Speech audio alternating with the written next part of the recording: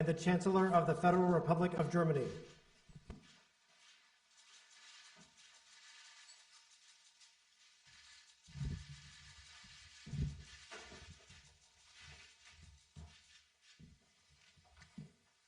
Please sit down. Thank you.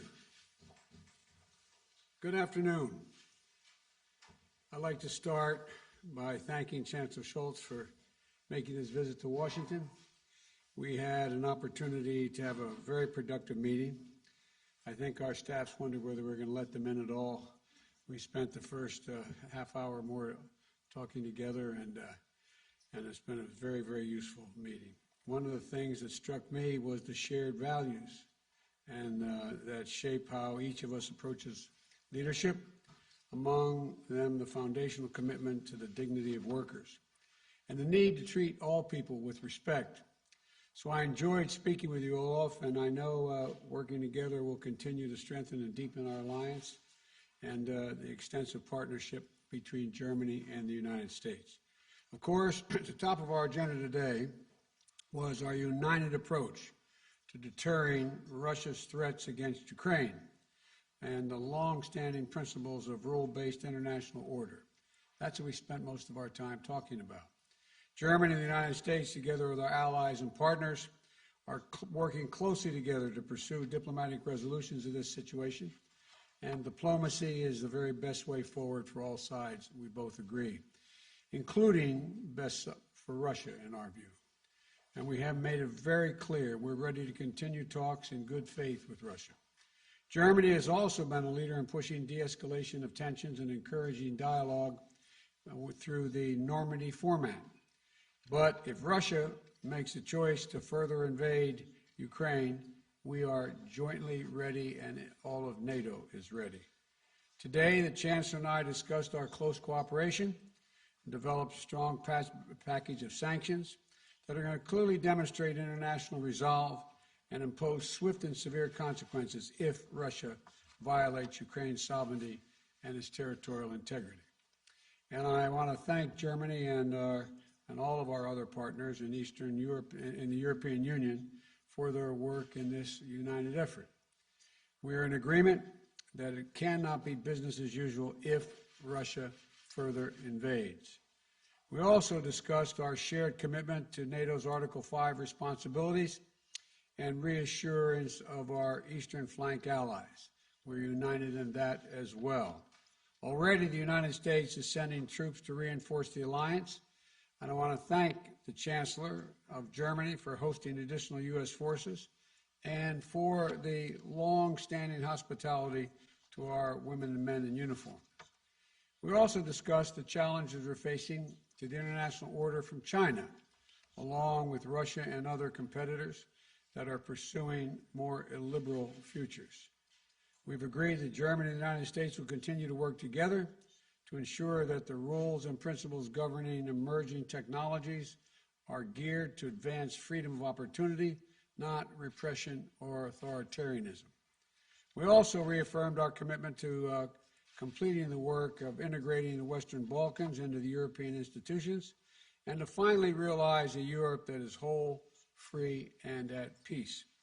With Germany holding the presidency of the G7, we also talked about how that forum can harness the world's leading democracies to advance a robust agenda on global challenges, from ending the pandemic to addressing climate change. So the bottom line is this: whether as allies in NATO, partners through the European Union, as leaders of the G7 and G20, or through our strong bilateral relationship, Germany and the United States are close friends and reliable partners, and we can count on one another. There is no issue of global importance where Germany and the United States are not working together, strength to strength, and applying and amplifying our efforts together. So I want to thank you, Olaf, for making the journey today, and I look forward to being the first of many opportunities we can spend together, beginning this meeting and throughout the rest of the year and the rest of our terms. So thank you. Welcome. The floor is yours, sir.